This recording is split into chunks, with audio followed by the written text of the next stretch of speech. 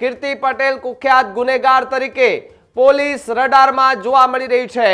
ખંડણી અને ધમકીના ગુનાઓમાં કીર્તિ પટેલની સંડોવણી હોવાનું સામે આવ્યું છે। સોશિયલ મીડિયા પર ચર્ચાસ્પદ કીર્તિ પટેલ ફરીવાર જેલ હવાલે થઈ છે।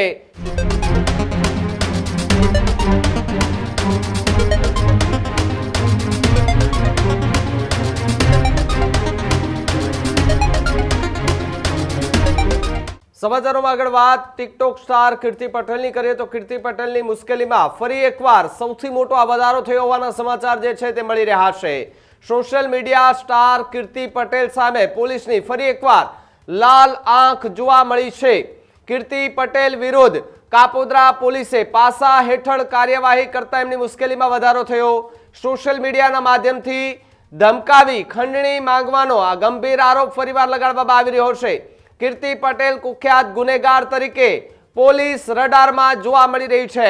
સુરત પોલીસે કડક પગલાં લઈ પાસાનું શસ્ત્ર જે છે તે કીર્તિ પટેલ સામે ઉગામ્યું છે। કીર્તિ પટેલને વડોદરા મધ્યસ્થ જેલ ખાતે મોકલી પણ દેવામાં આવી છે। સાથે જ ગુજરાતના વિવિધ પોલીસ સ્ટેશનોમાં 9 જેટલા ગંભીર ગુના જે છે તે કીર્તિ પટેલ વિરુદ્ધ નોંધવામાં આવ્યા। ખંડણી અને ધમકીના ગુનાઓમાં કીર્તિ પટેલની સંડોવણી હોવાનું સામે આવ્યું છે। ત્યારે સોશિયલ મીડિયા પર ચર્ચાસ્પદ કીર્તિ પટેલ ફરીવાર જેલ હવાલે થઈ છે। સોશિયલ મીડિયા સ્ટાર કીર્તિ પટેલ સામે પોલીસની લાલ આંખ જોવા મળી રહી છે। અવારનવાર ઇન્સ્ટાગ્રામ પર લાઈવ કરી અને એ બેફામ રીતે બોલતા જોવા મળે છે અને સાથે જ આની પહેલા પણ એ જેલની અંદર જઈ આવ્યા છે અને જેલની અંદરથી પણ એમને એ વિડીયો પણ ત્યારે સામે આવ્યો હતો કે જેની અંદર એ પત્રકારના એ કેમેરામેનને કહી રહ્યા હતા કે સરખો કેમેરો રાખીને ફોટો લેજે। આ પ્રકારની વાત અને આ પ્રકારના વિડીયો તમે જોઈ લો કે સામે આવ્યા હતા। પોલીસ કસ્ટડીમાં હોવા છતાં પણ કીર્તિ પટેલ એકદમ મોજથી ત્યાં રહેતી હતી અને ફરીવાર એમની ઉપર એ ગાળિયો કસાયો છે અને એમને જેલમાં જવાનો વારો જે છે તે ફરીવાર આવ્યો છે અને પોલીસે ગંભીર રીતે ગુનો નોંધી અને કાર્યવાહી જે છે તે હાથ ધરી છે। વડોદરા જેલ ખાતે કીર્તિ પટેલ છે એમને મોકલી દેવામાં આવી છે। સાથે જ દક્ષિણ ગુજરાતના બ્યુરો ચીફ શૈલેષભાઈ મારી સાથે જોડાયા છે। સીધા એમની સાથે જ વાત કરવાના પ્રયાસ કરીએ અને વિગત જાણવાના પ્રયાસ કરીએ। શૈલેષભાઈ, જે રીતે અવારનવાર ટિકટોક સ્ટાર કીર્તિ પટેલ કે જે વિવાદમાં આવતા હોય છે ફરી એકવાર એમના પર પાસા હેઠળ કાર્યવાહી કરવામાં આવી, શું વધુ વિગત? સુરત અને ખાસ કરીને સૌરાષ્ટ્ર આ બે વિસ્તારમાં સૌથી વધારે ચર્ચાસ્પદ વિવાદાસ્પદ નામ રહ્યું છે સોશિયલ મીડિયા ઇન્ફ્લુએન્સર કીર્તિ પટેલનું। છેલ્લા કેટલાય સમયથી તેની સામે અસંખ્ય વિવાદો સામે આવ્યા છે। એ અસંખ્ય વિવાદો એટલા માટે કહી શકાય કે તેની સામે 9થી વધુ ગુનાઓ સમગ્ર ગુજરાત રાજ્યની જુદા જુદા પોલીસ સ્ટેશનની અંદર નોંધાયા છે। સુરતની વાત કરીએ તો સુરતમાં એક બિલ્ડરને ધમકાવવાનો અને ખંડણી માંગવાનો જે આરોપ હતો એ આરોપ હેઠળ કીર્તિ પટેલની ધરપકડ થઈ હતી। આ ઉપરાંત સોશિયલ મીડિયા પ્લેટફોર્મનો ઉપયોગ કરી બેફામપણે લોકોને ગાળો આપી અને જે એક મહિલાને ન શોભે તેવું વાણી વર્તન કરી અને સમગ્ર સમાજને એક ચોંકાવનારે સતત જે એનું વર્તણૂક રહી છે તેની સામે હવે એ ગુનાખોરી માનસ તરફ પણ આગળ વધી ગઈ છે।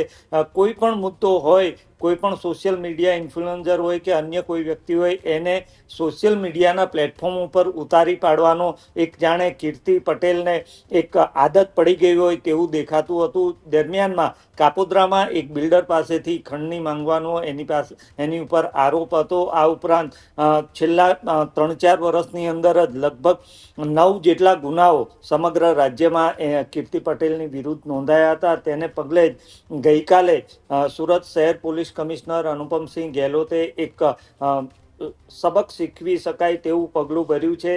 સોશિયલ મીડિયા ઇન્ફ્લુએન્સરની પાસા હેઠળ ધરપકડ થઈ હોય તેવો કદાચ આ પહેલો ઘટનાક્રમ છે અને કીર્તિ પટેલ જે સતત ચર્ચા અને વિવાદમાં આવી છે એની ફરી એક વખત જેલ યોગ થયો હોય તેવા દ્રશ્યો અત્યારે સામે આવી ગયા છે।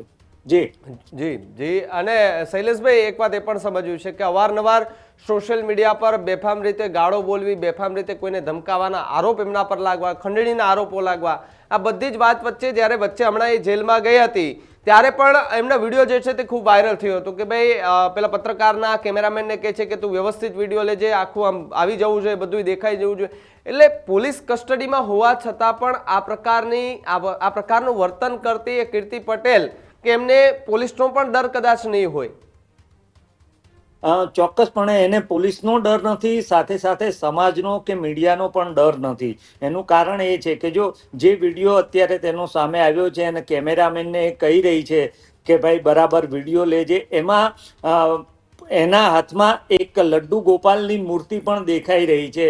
આ પોલીસની સીધી બેદરકારી છે કે જો કોઈ એક આરોપી, કોઈ એક વ્યક્તિ પોલીસ કસ્ટડીમાં છે તો તેની પાસે આવી રીતે આ વસ્તુ આવી કેવી રીતે? એટલે આમાં કંઈક ને કંઈક પોલીસની પણ મિલીભગત હશે, અથવા તો એને જાપ્તામાં લઈને આવતા જતા લોકોની પણ મિલીભગત હશે તેવું લાગે છે. અને જે બિંદાસ રીતે, આ પહેલી વખત નથી, અસંખ્ય વખત અમને સુરતમાં અહીંયા એના એવા અનુભવ થયા છે, એના વાણી વર્તનના અનુભવ થયા છે કે એ તદ્દન તોછડાઈ અને તુચ્છ વર્તન તમામ લોકો સાથે કરતી હોય, જાણે પોતે જ એક સુપર પાવર છે, પોતે જ બધું જાણે છે અને પોતે જે કંઈ કરે છે એ યથાયોગ્ય છે એ સાબિત કરવા માટે આ કીર્તિ પટેલ અનેક વખત, અસંખ્ય વખત કોઈ પણ વ્યક્તિને ઉતારી પાડે છે, જાહેરમાં ઉતારી પાડે છે, સોશિયલ મીડિયાના પ્લેટફોર્મથી ઉતારી પાડે છે. એક રીતે કહીએ તો એનું વાણી વર્તન તદ્દન બેફામ થઈ ગયું હતું અને હવે પાસા હેઠળની કાર્યવાહીથી એનામાં કંઈક સુધારો આવશે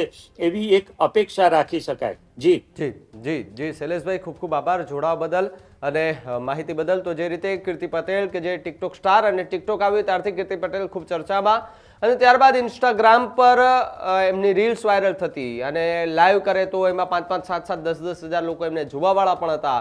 એવો એક વર્ગ પણ હતો કે જે એમને જોવા મળતો હતો, સાથે જ કમેન્ટની અંદર જેમ ફાવે તેમ ગાળો લખતા, છતાં પણ એમને કોઈ ફેર ન પડતો અને સામે એ પણ બેફામ રીતે ગાળો અને અન્ય બીજી ભાષાનો ઉપયોગ પણ એ કરવામાં આવતો.